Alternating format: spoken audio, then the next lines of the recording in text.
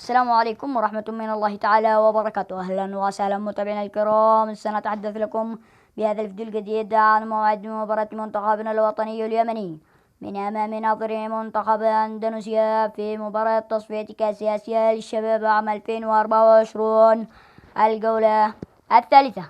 أولا فضلا وليس أمرا، لا تنسون الإعجاب من الفيديو والاشتراك في القناة وتفعيل زر الجرس ليصلك كل جديد، وأيضا لا تنسون الصلاة والسلام على سيدنا النبي صلى الله عليه وسلم. وأيضا إذا كنت أحد من زائري هذه القناة الجدد لا تنسى الاشتراك وفعل الجرس ليصلك كل ما هو جديد من آخر أخبار منتخبنا الوطني اليمني. والآن هيا بنا نذهب لكي نكمل لكم تفاصيل هذا الموعد، موعد مباراة منتخبنا الوطني للشباب من أمام نظر منتخب أندونيسيا. والآن هيا بنا نذهب لكي نخبركم بتفاصيل هذه المباراة.